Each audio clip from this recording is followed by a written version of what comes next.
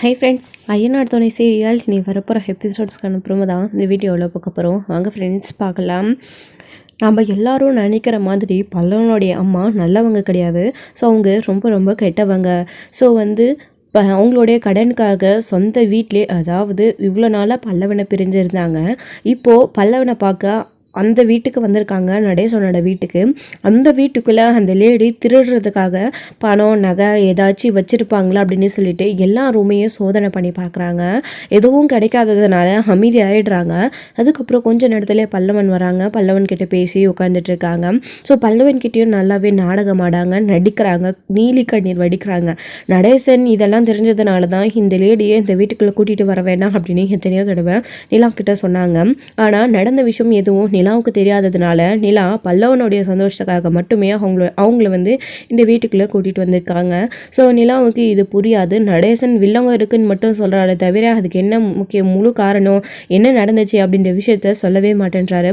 அது தெரியாத இருக்கிறதுனால தான் பல்லவனுடைய சந்தோஷத்துக்காக மட்டுமே நிலா மட்டும் கிடையாது, சோழன், பாண்டியன், சேரன் எல்லாருமே ஆசைப்பட்டு அந்த லேடியை இந்த வீட்டுக்கு கூட்டிகிட்டு வச்சுருக்காங்க.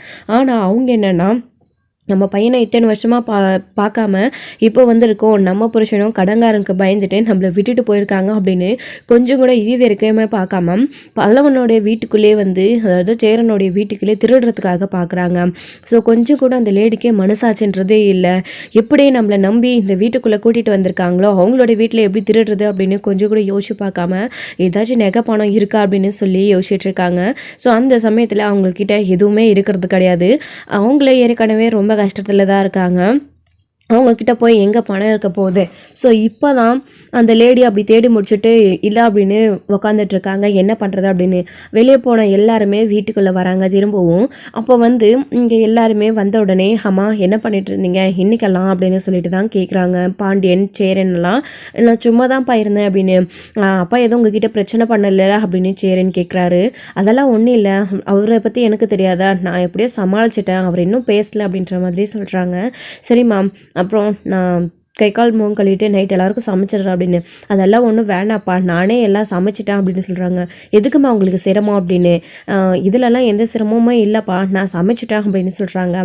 சரிம்மா அப்படின்னு சொல்லிட்டு வேறு வேலை இருந்தால் எல்லோரும் பாருங்கள். பல்லவா, நீ எக்ஸாம் இருந்துச்சுன்னு சொல்லி எழுதிட்டு வந்தல, திரும்பவும் இன்னும் எக்ஸாம் இருக்கா, நீ அதுக்கு உட்காந்து நல்லா படிப்பா அப்படின்னு. சரி அப்படின்னு சொல்லிட்டு பல்லவனும் படிச்சுட்டு இருக்காங்க. பாண்டியனும் வந்த உடனே லீஸுக்கான விஷயத்தை பற்றி யோசிச்சுட்டு இருக்காங்க. அப்போ சேரனும் அதை பற்றி தான் பாண்டியன் கிட்டே பேசிகிட்டு இருக்காங்க. பாண்டி, என்னடா கடையை லீஸுக்கு எடுக்கிறத பற்றி யோசிச்சுட்ருக்கியா? கவலைப்படாதடா, நான் கேட்டிருக்கேன். அதாவது என்னுடைய சைட்டு இன்ஜினியர்கிட்ட நான் கேட்டிருக்கேன். அவர் இன்றைக்கி வந்தார் சைட்டுக்கு. அப்போ நான் அவர்கிட்ட கேட்டிருக்கேன், கண்டிப்பாக அவர் ஏதாச்சும் ஏற்பாடு பண்ணி தரேன்னு சொல்லியிருக்காரு. அது ஏற்பாடு பண்ணி தந்த உடனே நான் கொண்டு வரேன்டா, மீதி பணத்தை எங்கேயாச்சும் அரேஞ்ச் பண்ணிக்கலாம் அப்படின்ற மாதிரி பேசிகிட்டு இருக்காங்க அந்த லேடி முன்னாடியே. அவங்களுமே ஐயோ பணம்லாம் இங்கே ஏற்பாடு பண்ணுறாங்க போல இருக்குது, சீக்கிரமாக அதை ஏற்பாடு பண்ணால் நல்லாயிருக்கும் அப்படின்ற மாதிரி அந்த லேடி யோசிச்சுட்டு இருக்காங்க மனசுக்குள்ளே. அப்போ தான் நிலாவும் சோழனும் வீட்டுக்கு வராங்க.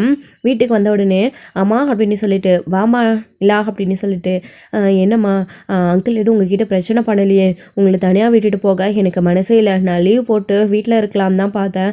ஆனால் இப்போன்னு பார்த்து தான் எனக்கு நிறைய புதிய ப்ராஜெக்ட்லாம் வேறு வந்திருக்கு, அதுவும் பெரிய பெரிய ப்ராஜெக்ட்டு. இதை என்னால் விட்டு கொடுக்க முடியாது, எனக்கு நிறைய ஒர்க் இருக்கிறதுனால தான் நான் கிளம்பி போயிட்டேன் அப்படின்னு சொல்லிட்டு நிலா சொல்கிறாங்க. இதுக்கேமா நீ இந்த அளவுக்கு விளக்கு கொடுக்கணும்னு நினைக்கிறா? அதெல்லாம் ஒன்றுமே கிடையாது, அவரை பற்றி எனக்கு தெரியாதா அப்படின்னு சொல்லிட்டு அந்த லேடி சொல்லிட்டு இருக்கும்போது சேரன் சொல்கிறாரு, அதெல்லாம் ஒன்றும் இல்லை பண்ணல, நான் கூட வந்த உடனே கேட்டுட்டேன் அப்படின்னு சொல்லிட்டு, அவர் எதுவும் பண்ணலை போட இருக்கு அப்படின்னு. அவர் பேசினாரு, நான் ஏன் இப்போ பழைய கோவத்தெல்லாம் மனசுகளை வச்சுட்டு இப்படி பேசுகிறீங்க அப்படின்னு சொன்னேன். அப்புறம் கத்திட்டு போயிட்டாரு, எனக்கு ஒரு பிரச்சனையும் இல்லை அப்படின்னு சொல்கிறாங்க. சரிம்மா, நான் கூட உங்களை எங்கே தனியாக விட்டுட்டு போகிறோமா, அந்த ஆள் ஏதாச்சும் உங்களை பண்ணிடுவாரோ அப்படின்னு பயந்துக்கிட்டே தான் போனேன் அப்படின்னு சோழன் சொல்கிறாரு. நிலா, சேரன் எல்லாருமே அதை பற்றி தான் கேட்குறாங்க. ஸோ அதுக்கப்புறமா எல்லாரும் டீ போட்டு எடுத்துகிட்டு வரேன், நீங்கள் எல்லாரும் போய் கை கால் முகம் கழுவிட்டு வாங்க அப்படின்னு சொல்லிட்டு, சரி ஓகே அப்படின்னு எல்லாரும் அவங்கவுங்க வேலையை பார்த்துட்டு டீ போட்டு கொண்டு வராங்க. அப்போது திரும்பவும் டீ குடிச்சிக்கிட்டு, பாண்டி நான் உங்ககிட்ட ஒரு விஷயம் சொல்லணும்னா, என் ஓனர்கிட்ட நான் பணம் கேட்டிருக்கேன், அவர் நாளைக்கா தரேன்னு சொல்லியிருக்காரு. நாளைக்கு காலையில் விடிஞ்ச உடனே முதல் வேலையாக போய் அவர்கிட்ட பணத்தை வாங்கிட்டு உங்ககிட்ட கொடுக்கறது தாண்டா. டே பாண்டி, நான் ஒரு 70-75,000 உனக்கு ரெடி பண்ணி தரேன்னு சொன்னேன், ஆனால் என்னால் அவ்வளோ முடியலடா, தப்பாக நினச்சிக்காத, என்னால் 60,000 மட்டும்தான்டா ரெடி பண்ண முடிஞ்சு, ஓனர்கிட்ட அதே கெஞ்சி கூத்தாடி வாங்கியிருக்கேன்டா, 60,000 தான் வந்து தரதா அவர் சொல்லியிருக்காரா அப்படின்னு சொல்கிறாரு பாண்டியன் கிட்ட சோழன் வந்துட்டு. இதுவே நீ பெரிய விஷயம்டா நீ ஏற்பாடு பண்ணி கொடுக்குறது அப்படின்னு சொல்லிட்டு, ரொம்ப தேங்க்ஸ்டா, இதுவே நீ தருவியா தரமாட்டியா நான் யோசிச்சுக்கிட்டு இருந்தேன் அப்படின்னு சொல்லிட்டு. பாண்டி இதுக்கு முன்னாடி பண்ணுறதெல்லாம் வேறடா, ஆனால் இது உனக்காகடா, அதாவது எல்லா நேரமும் அதே மாதிரி இருக்க மாட்டேன்ல, எல்லாருக்கும் அவங்கவுங்க பங்குக்கு எல்லாரும் கொடுக்குறாங்க, அப்போ நானும் என் பங்குக்கு கொடுக்கலன்னா அது சரியாக இருக்குமா அப்படின்னு சொல்லிட்டு பாண்டியன் கிட்டே சோழன் சொல்கிறாரு. ஆனால் நான் கூட உண்மையிலே பாண்டியனை சொல்கிற மாதிரி நீ எங்கே ஏற்பாடு பண்ணிட்டு வந்து கொடுக்க போகிறேன்னு தான் நினச்சேன், பரவாயில்லையேண்ணா அப்படின்னு சோழன் கிட்ட வந்து பல்லவன் சொல்கிறாரு. என்னப்பா எல்லாம் எதை பற்றி பேசுகிறீங்க அப்படின்னு அந்த லேடி கேட்குறாங்க. அப்போ நிலாவும் வராங்க. அதுவாம்மா, பாண்டி இப்போ ஒரு மெக்கானிக்கல் கடையில் வேலை செஞ்சுட்ருக்கான் ரொம்ப வருஷமாக. அந்த ஓனர் வந்து லீஸுக்கு எடுத்ததை அதை நடத்திட்டு இருந்தார். இப்போது அதை பாண்டியவே எடுத்து நடத்த சொல்கிறாங்க. அதுக்கு பணம் 3 லட்ச ரூபாய் தேவைப்படுது. நாங்கள் எல்லா இடத்துலையும் ஏற்பாடு பண்ணிகிட்ருக்கோம். அவனுக்கு அந்த சொந்த கடையை இவனே எடுத்து லீஸுக்கு நடத்துகிற மாதிரி இவன் ஓனர் ஆகிடும்ல. பாண்டிக்கு இது ஒரு நல்ல வாய்ப்பு இல்லை, அதுக்கு தாம்மா அப்படின்னு. ஓ அப்படியா பாண்டி, நீ முதலாளியாக போறியா, நல்ல விஷயம்தான் அப்படின்னு சொல்லிட்டு அந்த அம்மா சொல்லிட்டு இருக்காங்க. தேங்க்ஸ்மா அப்படின்னு பாண்டியனும் சொல்லிட்டு இருக்காரு. அப்போ தான் வந்து சோழன் இதை பற்றி சொல்லிட்டு இருக்கவும் காது கிட்ட பாண்டியன் கிட்ட போயிட்டு, டே நிலாவும் இதுக்கு ஏற்பாடு பண்ணி தரேன்னு சொல்கிறா, நான் ஏற்பாடு பண்ணி கொடுக்கலன்னா இது நிலா முன்னாடி அசிங்கமாக இருக்காதா, இப்படியாச்சும் நிலா முன்னாடி நல்ல பேர் வாங்குறேனேடா அப்படின்னு சொல்கிறாங்க. முதல்ல நீ தயவு செஞ்சு நான் இது என்னால் முடியாது ஆகாது நான் தரமாட்டேன் அப்படின்றத மட்டும் நிலா முன்னாடி கொஞ்சம் பேசாமல் இருங்கடா, நானே பார்த்துக்கிறேன் அப்படின்னு. டேய் இப்போ தான் உருப்படியாக ஒரு வேலை செஞ்சுருக்கேன், பொய்ய சொல்லாமல் எப்படியோ உண்மையை சொல்லி பணத்தை ஏற்பாடு பண்ணி கொடுத்து நல்ல பேர் வாங்கலான்னு பார்க்குறேன். ஆனால் ஒருவேளை இப்போ நீ பணத்தை கொடுத்துட்டு அப்புறம் திரும்ப கேட்டு வாங்க போகிற, இப்போ கொடுக்குற மாதிரி கொடுத்துட்டு நான் கொடுத்தனே கொடுன்னு கேட்டுட்டேன்னா நான் என்னடா பண்ணுறது, திடீர்னு அவ்வளோ பணம்லாம் என்னாடி திரும்பவும் ஏற்பாடு பண்ணி கொடுக்க முடியாது அப்படின்னு. டே பாண்டிய, நிலாவுக்காக நிலா மனசில் இடம் பிடிக்கணுன்றதுக்காக இதை பண்ணுறா, ஆனால் திருப்பியெல்லாம் கேட்க மாட்டேன்டா, இதனால் ஒரு நல்லது நடக்குது, நிலா என் கூட சேர போகிறா அப்படின்னு நினச்சா நிலா என்னை நல்ல விதமாக புரிஞ்சுப்பா அப்படின்னு நினைக்கும்போது நான் எப்படிடா திருப்பி கேட்பேன். காதலுக்கு ஈடா இந்த பணம்லாம் ஒன்றுமே இல்லைடா அப்படின்னு சொல்கிறாங்க. பரவாயில்லையடா, நான் கூட எனக்காக தான் யோசிச்சு பண்ணுறேன்னு நினச்சேன், ஆனால் உன் காதலுக்காகன்னு இப்போ தானே புரியுது அப்படின்னு. டே அப்படியெல்லாம் ஒன்றும் இல்லைடா பாண்டி அப்படின்னு. போதும்டா, ஏதோ எப்படியோ ஏற்பாடு பண்ணி கொடுக்குறேன்னு சொல்கிறல்ல, ஆனால் எனக்காக நீங்கள் இதெல்லாம் செஞ்சு கஷ்டப்படணுமான்னு தான் யோசிக்கிறேன் அப்படின்னு பாண்டியன் சொல்கிறாரு. அப்போ குசுன்னு பேசிகிட்டு இருக்கும்போது தான் நிலா கவனிச்சுட்டு, சேரன் நிலா இவங்க எல்லாரும் என்னடா 2 பேரும் குசுன்னு பேசிகிட்டு இருக்கீங்க அப்படின்னு. அப்படியே உடனே சோழ இருந்துக்கிட்டு, ஆனால் அது வந்து நான் இவன் எதுக்கு எனக்காக எல்லாரும் கஷ்டப்படுறீங்க, அதெல்லாம் ஒன்றும் வேணாம், எடுக்க முடியலன்னா பரவாயில்ல அப்படின்னு சொல்கிறானே, அதான் நம்ம எல்லாரும் இருக்கோம்ல, நம்ம ஏற்பாடு பண்ணி கடையை லீஸுங்க எடுத்துக்கலான்னு சொல்லிட்டு இருந்தேனே, வேற ஒன்றும் இல்லை அப்படின்னு. டே பாண்டி நீ இதை பற்றியெல்லாம் ஏன்டா நினைக்கிற கஷ்டப்பட்டு, அதெல்லாம் ஒன்றும் இல்லைடா விடுடா அப்படின்னு. நான் இப்போ எப்படியாச்சும் ஏற்பாடு பண்ணிடலாம், எப்படியும் நாளைக்கு அவர் என்னால் முடிஞ்ச அளவுக்கு ஏற்பாடு பண்ணிட்டு வந்து தரேன்னு சொல்லியிருக்காரு, ஆனால் மொத்தமாக என்னால் 3 லட்சம்லாம் ரெடி பண்ண முடியுமான்னு தெரியலடா பாண்டி, கொஞ்சமாக என்னால் தான் ரெடி பண்ண முடியும் அப்படின்னு சொல்கிறாங்க. சரி ஓகே அப்படின்னு சொல்கிறாங்க. நிலாவுமே இப்போ நாமளும் அந்த ப்ராஜெக்டை முடித்து எப்படியாச்சு நாளைக்கு நம்ம ஃப்ரெண்டு கிட்ட இருந்து நம்ம பணத்தை வாங்கிடணும் அப்படின்னு நிலாவுமே யோசிக்கிறாங்க. அப்போது நிலா வீட்லேயும் விஷயத்த சொல்கிறாங்க. ஆமாண்ணே, நான் கூட என் ஃப்ரெண்டுக்கிட்ட பணம் கேட்டிருக்கேன், நாளைக்கு அவள் கண்டிப்பாக தந்துடுவா, நீங்கள் கவலைப்படாதீங்க பாண்டி, நானும் நாளைக்கு பணம் ஏற்பாடு பண்ணி தந்துடுறேன் அப்படின்னு.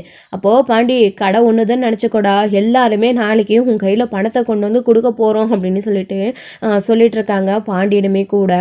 அப்போ வந்து சரி ஓகே, ஏன் இப்படி கஷ்டப்படுறீங்க, அதாவது முக்கியமாக நிலா கிட்ட பாண்டியன் கேட்குறாரு, நீங்கள் ஏன் கஷ்டப்படுறீங்க, உங்கள் ஃப்ரெண்டுக்கிட்டலாம் எதுக்கு வாங்குறீங்க விடுங்க அப்படின்னு.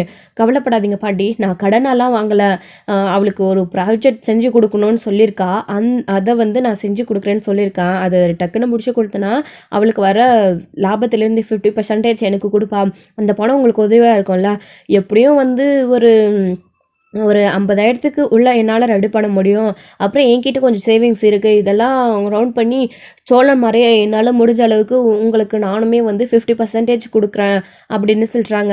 இதை கேட்டு ரொம்ப சந்தோஷப்படுறாங்க பாண்டியனுமே. முதல்ல எல்லாரும் வேணான்னு தான் சொல்கிறாங்க, ஆனால் நிலா விடுவாங்களா, எல்லாரையும் கன்வின்ஸ் பண்ணி நான் கொடுக்குறேன் அப்படின்னு சொல்லியிருக்காங்க. அப்போது எல்லாருமே பணம் ரெடி பண்ண போகிறாங்க.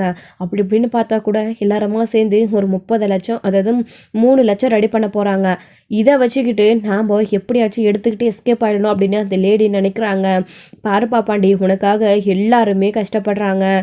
நீ நினச்ச மாதிரியே அந்த கடையை ஆரம்பித்து சந்தோஷமாக இருக்கணும் அப்படின்னு அந்த லேடியை அவங்கள வாழ்த்துற மாதிரி வாழ்த்துறாங்க. மனசுக்குள்ளே வேறு ஒன்று நினைக்கிறாங்க. ஸோ அந்த பணத்தை எப்படியாச்சும் ஆட்டியை போட்டுட்டு போகணுன்னு தான் நினைக்கிறாங்க. ஸோ எல்லார் முன்னாடி எப்படி நடிக்கிறாங்க அப்படின்றத நீங்களே பாருங்கள்.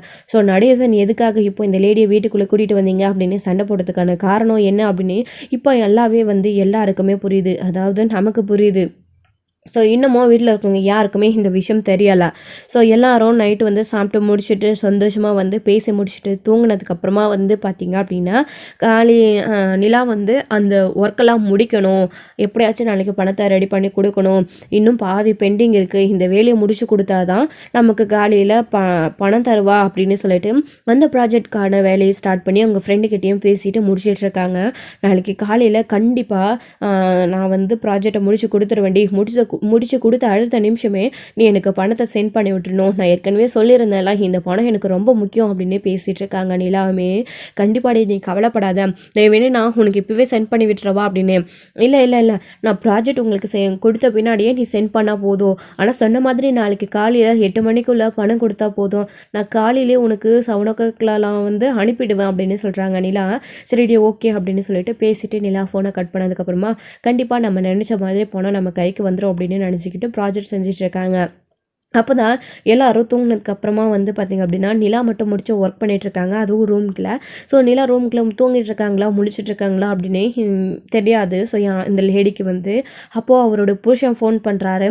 ஃபோன் எடுத்துக்கிட்டு யாராச்சும் கேட்டுருவாங்க அப்படின்னு ரூமில் இருந்து வெளியே வந்து இவங்க 4 பேரும் தூங்கிட்டு இருக்கிறத பார்த்த உடனே அதுக்கப்புறம் வந்துட்டு பின்புறமாக ஃபோன் பேசுகிறேன் அப்படின்னு நிலா ரூம் இருக்கிற அந்த சைடு வந்து ஜன்னல் ஓரத்தில் அந்த லேடி வந்து போய் பேச போகிறாங்க.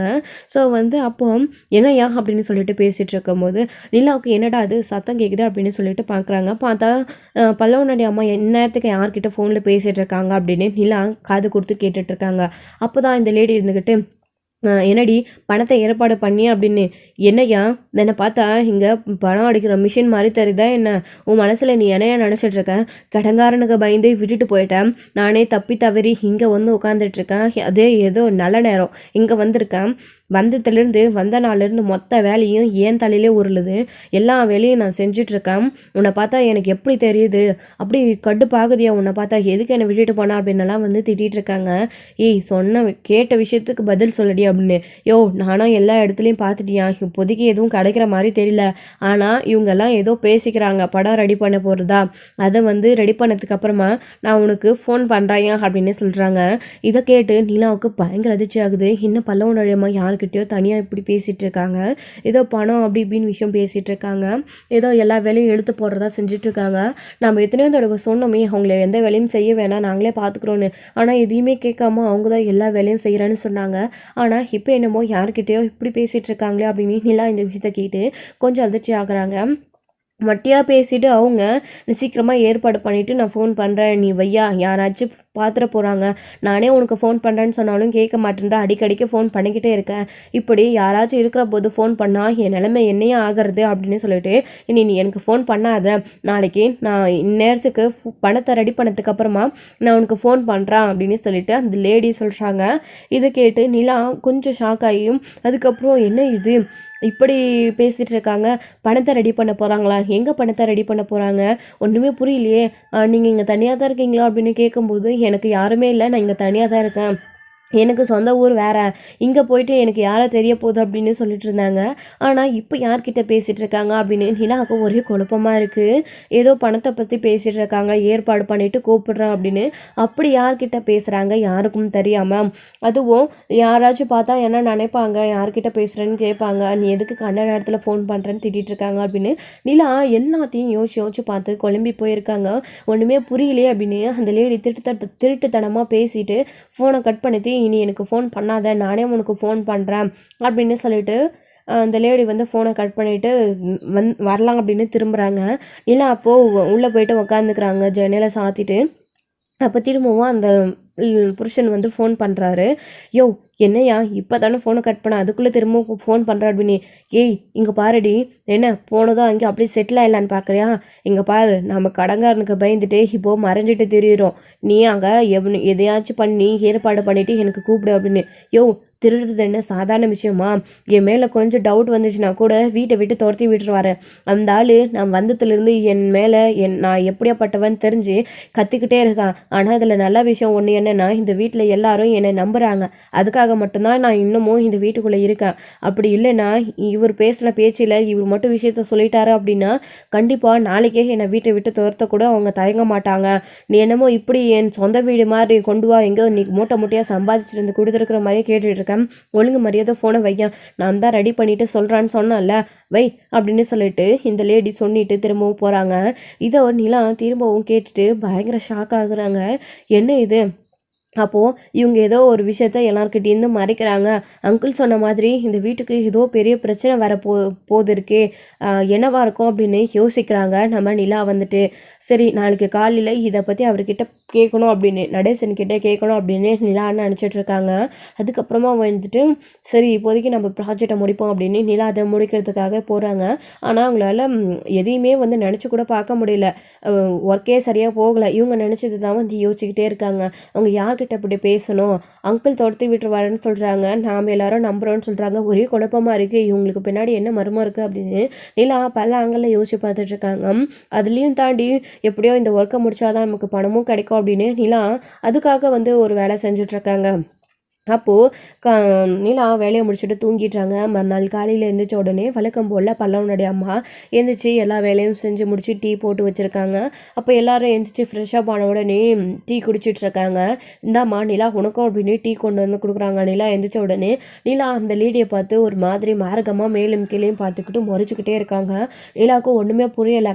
அவங்கள பற்றின விஷயத்த கேட்கும் போதெல்லாம் ஒரு வார்த்தை கூட நம்மக்கிட்ட சொல்லவே மாட்டேன்றாங்க. ஏதாச்சும் பூசி மலிப்பிடுறாங்க. நைட்டு யார்கிட்ட வந்து இருப்பாங்க. ஒருவேளை அவங்க கிட்ட யார்கிட்ட பேசினாங்கன்னு கேட்கலாமா, இல்லை நம்ம அங்கிள் கிட்ட பேசிட்டு அதுக்கப்புறம் பேசிக்கலாமா அப்படின்னு நிலா யோசிச்சுக்கிட்டே இருக்காங்க.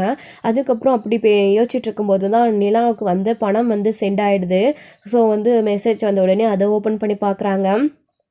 காலையில் எழுந்திரிச்ச உடனே சோழன் ஆளை காணோம். ஸோ ஓனர்கிட்ட பணம் வாங்குறதுக்காக போயிருக்காரு.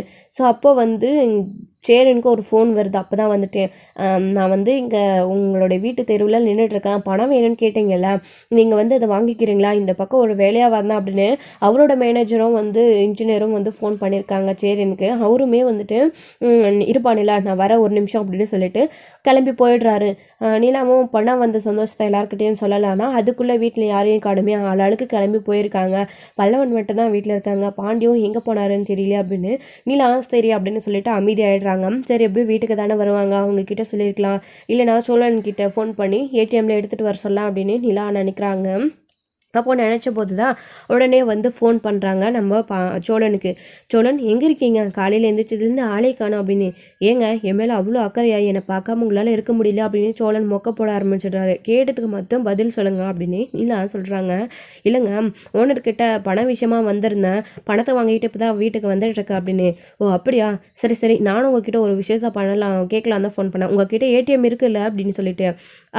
ஏடிஎம் கார்டு தானுங்க என்கிட்ட இருக்குது அப்படின்னு. சரிங்க சோழன், நான் உங்களுக்கு கொஞ்சம் உங்களுடைய நம்பருக்கு மணி சென்ட் பண்ணுறேன், அதையும் நீங்கள் கேஷாக எடுத்துகிட்டு வந்துட முடியுமா அப்படின்னு. ஓ இதை கூட உங்களுக்கு செய்ய மாட்டேனா, சரிங்க எடுத்துகிட்டு வந்துடுறான் அப்படின்ன உடனே நிலா உடனே சோழனுக்கு சென்ட் பண்ணி விடுறாங்க. ஏடிஎம் கார்டில் சோழன் போயிட்டு ஏடிஎம்மில் வந்து பணத்தை எடுத்துகிட்டு வராங்க. இன்னும் நிலா 50,000 அனுப்பியிருக்கா, இவ்வளோ பணம் எதுக்கு தேவைப்படும் அவளுக்கு அப்படின்னு சோழன் யோசிக்கிட்டே வராங்க. ஒருவேளை நம்மள மாதிரி பாண்டியனுக்கு பணம் கொடுக்குறேன்னு சொன்னாங்களோ அதுக்காக இருக்குமா அப்படின்னு சோழன் யோசிக்கிட்டே பணத்தை எடுத்துகிட்டு வீட்டுக்கு வந்துட்டு இருக்காங்க. அப்போது மொத்தமாக வந்து பார்த்திங்க அப்படின்னா இப்போ சோழன்கிட்டே 1,10,000 வந்து இருக்குது. அதுக்கப்புறம் வந்து பார்த்திங்க அப்படின்னா இங்கே வந்து பார்த்திங்க அப்படின்னா நம்ம சேரனுக்கு வந்து அவருடைய ஓனர் வந்து பார்த்திங்க அப்படின்னா அவரால் முடிஞ்ச அளவுக்கு கிட்டத்தட்ட சேரன் தான் அதிகமாக பணம் ரெடி பண்ணியிருக்காரு. 1,50,000 வந்து அவங்க கொடுக்குறாங்க. ஸோ இதை வந்து சேரனை நம்பி தான் அவரை பற்றி நல்லாவே அவரோட ஓனர் பேசிகிட்டு இருந்தார். இதனால தான் அவருக்கு அவங்க பணம் கொடுக்குறாங்க. ஸோ 1,50,000 வாங்கிட்டு பத்திரமா போங்க சேரன் அப்படின்னு, நான் கண்டிப்பாக திருப்பி சீக்கிரமாக கொடுத்துட்றேன், இல்லை நீங்கள் என்னோடய மாத சம்பளத்துலேருந்து பிடிச்சிக்கோங்க அப்படின்னு பேசிட்டு சேரனுமே அதை வாங்கிக்கிட்டு வந்துட்டுருக்காரு. அப்போ நிலா இங்கே வீட்டில் அவங்க கிச்சனில் வேலை செஞ்சுட்டு இருக்கும்போது நடேசன் கிட்டே போகிறாங்க. நடேசன் வெளியே உட்காந்து பயங்கரமாக வந்து கோவத்தில் இருக்காங்க. நிலாவை பார்த்த உடனே நிலா கிட்ட பேசாமல் கூட. அப்போது அங்கிள் உங்ககிட்ட ஒரு விஷயம் பேசணும் அப்படின்னு. என்ன என்ன பேச போகிற அப்படின்னு சொல்லிட்டு, அதான் பேசுறதுக்கு எதுவுமே இல்லையில, முடிஞ்சு போச்சு அப்படின்னு சொல்லிட்டு, இல்லை அங்கிள் நான் உங்ககிட்ட பேசியே ஆகணும் அப்படின்னு சொல்லிட்டு நிலா சொல்கிறாங்க. அப்போது என்ன விஷயம் அப்படின்னு, அங்கிள் கொஞ்சம் தனியாக வர முடியுமா அப்படின்னு. என்னம்மா என்னாச்சு, ஏதோ பதற்றமாக பேசுகிற, உனக்கு ஏதாச்சும் பிரச்சனையா, ஏதாச்சும் தேவையா அப்படின்னு நடேசனோட மனசு உடனே துடிச்சு போகுது. அங்கிள் அதெல்லாம் இல்லை, அவங்கள பற்றி பல்லவனோட அம்மாவை பற்றி நான் உங்ககிட்ட கேட்டு தெரிஞ்சுக்கணும் அப்படின்னு. என்னம்மா கேட்டு தெரிஞ்சுக்க போகிற, அதெல்லாம் எதுவுமே இல்லை, நான் வேண்டாம் வேண்டாம்னு சொல்லியும் கூட்டிகிட்டு வந்துட்டுக்கல, வில்லங்கத்தை அனுப்பி வைக்க போகிறீங்க அப்படின்னு. அங்கிள் ஒரு நிமிஷம் தெளிவாக சொல்லுங்களே, இந்த வீட்டுக்கு பிரச்சனை வரப்போகுதுன்னு சொல்கிறீங்க, அது என்ன பிரச்சனை, அவங்க என்ன தான் அப்படி பண்ணாங்க அப்படின்ற விஷயத்த சொன்னால் அதுக்கேற்ற மாதிரி நாங்கள் எல்லாரும் நடந்து போகல. ஆனால் என்ன விஷயன்றதே சொல்லாமல் நீங்கள் மொட்டையாக எல்லாரும் அனுபவிக்க போகிறீங்க அப்படின்னா, அப்போ நாங்கள் எல்லாரும் கஷ்டப்பட்டால் அவங்களுக்கு பரவாயில்லைங்களா? நாங்கள் நடந்த விஷயம் என்னென்னு தெரியாமல் தானே அவங்களை இந்த வீட்டுக்குள்ளே கூட்டிகிட்டு வந்திருக்கோம் அப்படின்னு சொல்லிட்டு நிலா நடேசன்கிட்ட சொல்லிட்டு இருக்காங்க.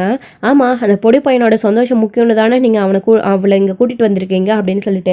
ஆமாம் அங்கிள், அவன் அம்மா எங்கன்னு கேட்டுக்கிட்டே இருந்தான், அதனால தான் அவங்கள பார்த்ததுக்கப்புறமா அவங்க எந்த ஊர்லேயே இருந்தோம், நீங்கள் ஏன் இந்த வீட்டுக்குள்ளே கூட்டிகிட்டு வரல அப்படின்னு நாங்கள் அவங்கள பார்த்து கூட்டிகிட்டு வந்தோம்.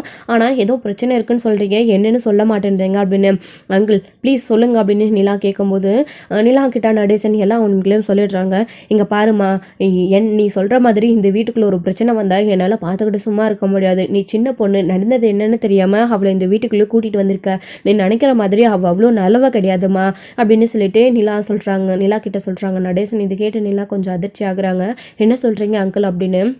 ஆமாம்மா, அவள் ஆள் சரியில்லைம்மா, அவளை நான் தான் கூட்டிகிட்டு வந்தேன், இல்லைன்னு சொல்லலை. ஆனால் அவள் நம்ம நினச்ச மாதிரி இல்லை, அவள் ரொம்ப அவளுடைய திருட்டு புத்தி, அவள் கொஞ்சம் சரியில்லை, அவள் ஆளே ஒரு மார்க்கமானவமா, அவளால் தான் இந்த வீட்டுக்குள்ளே நிறைய பிரச்சனை வந்துச்சு. இதெல்லாம் தெரிஞ்சு தான் அவள் சரியில்லைன்னு தான் நான் பல்லவனை வச்சுக்கிட்டு அவளை இந்த வீட்டுக்குள்ளே இருந்து துரத்தி விட்டேன். அது மட்டும் இல்லாமல் பல்லவன் அப்போ சின்ன பையன், அவள் பண்ண தப்புக்கு அவன் என்ன பண்ணுவான் அப்படின்னு என் பசங்களோட சேர்ந்து நானே அவனை வளர்த்துக்கிற மாதிரி அவங்களோடவே அவன் அட்டாச்சாக இறந்துட்டான், போகவும் மாட்டேன்னு சொன்னான். சின்ன பையன் அப்படின்னு சொல்லிட்டு இந்த விஷயம் யாருக்கும் தெரியக்கூடாது அப்படின்னு அவளை நான் அப்போவே துரத்தி விட்டுட்டேன் வீட்டை விட்டு, அவள் சரியில்லை, இதனால தான் சொல்லிட்டு இருக்கேன், அவ்வளோ நீங்கள் வேண்டாம் அப்படின்னு சொல்லி நீங்கள் யாராச்சும் கேட்குறீங்களா அப்படின்னு நடேசன் சொல்லவும், என்ன அங்கிள் சொல்கிறீங்க அப்படின்னு. இது மட்டும் இல்லைம்மா, இதுக்கு இன்னும் நிறைய காரணங்கள் இருக்குது, அதெல்லாம் சொல்லணுன்னா ஒரு நாள் பத்தாது.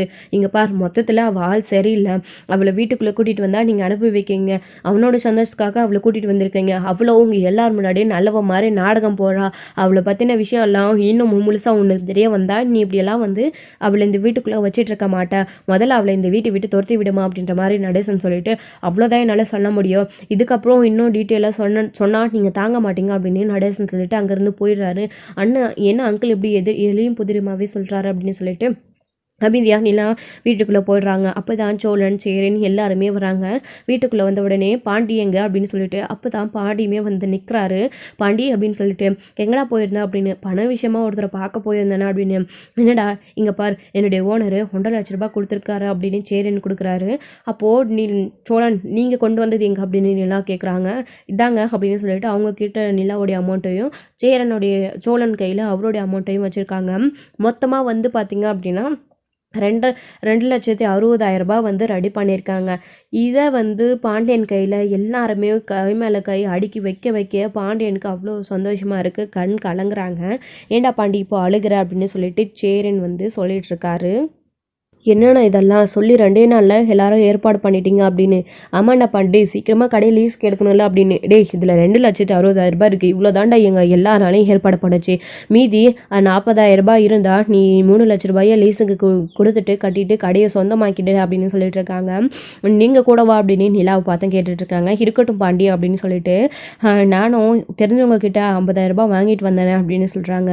அப்போ நாம் நினச்சதோட எக்ஸ்ட்ராவே இருக்குது பாண்டி, இதை வச்சுக்கோ அண்ணா, இதை நீங்களே பத்திரமா பீரோவில் வைங்கண்ணே, நாளைக்கு காலையில் அதாவது அப்புறமா சாமி கும்பிட்டுட்டு நாளைக்கு பணத்தை கட்டிட்டு நான் கடையை மாற்றி எழுதிட்டு வரேனா அப்படின்னு சேரன் கையிலே எல்லா பணத்தையும் கொடுக்குறாங்க. பாண்டியன் அந்த லேடி எல்லாத்தையும் கவனிச்சிக்கிட்டு தான் இருக்காங்க. ஆஹா, பணம் எப்படியா ரெடி ஆகிடுச்சு, இதை எடுத்துக்கிட்டே இன்றைக்கி ராத்திரி எஸ்கேப் ஆகிட வேண்டியது தான், நாளைக்கு அவங்க கொண்டு போகிறதா சொல்லிட்டு இருக்காங்க அப்படின்னு சொல்லிட்டு அதை வந்து நினச்சிட்டு அந்த லேடி வந்து இருந்துட்டு இருக்காங்க. நிலாவுக்கு இந்த லேடியை பற்றி சந்தேகமாக இருக்குது. முறைச்சி பார்த்துக்கிட்டே இருக்காங்க. ஏமா நிலா அப்படின்னு, ஒன்றும் இல்லை அப்படின்னு சொல்லிடுறாங்க. அதுக்கப்புறமா வந்துட்டு பணத்தை கொண்டு போய் சேரன் உள்ளே வைக்கிறதா அந்த லேடி பார்த்துக்கிட்டே இருக்காங்க. எங்கே வச்சா என்ன, உள்ள ரூம்குள்ளே தானே கொண்டு போகிறான், நாம் நைட்டுக்கு எப்படியாச்சும் தேடி கண்டுபிடிச்சிடணும், அப்படி இல்லைனா இவங்க எல்லாரும் வேலைக்கு கிளம்புனதுக்கப்புறமா எடுத்துகிட்டு போயிடணும், லேட் பண்ணக்கூடாது அப்படின்னு இந்த லேடி மதியத்துக்குள்ளேயே எடுத்துகிட்டு போயிடணும் அப்படின்னு முடிவு பண்ணுறாங்க. ஸோ வந்து எல்லாரும் அவங்களோட வேலைக்கு கிளம்பிடுறாங்க. அப்போ பல்லவனும் கிளம்புறாங்க. ஸோ அப்போ வந்து பார்த்திங்க அப்படின்னா இந்த லேடி வந்து இந்த பணத்தை எடுத்துகிட்டு போகணும் அப்படின்னு முடிவு பண்ணி எல்லாரும் கிளம்பினதுக்கப்புறமா நல்லவங்களாட்டுமே நாடகம் ஆடி எல்லாரையும் அனுப்பி விடுறாங்க.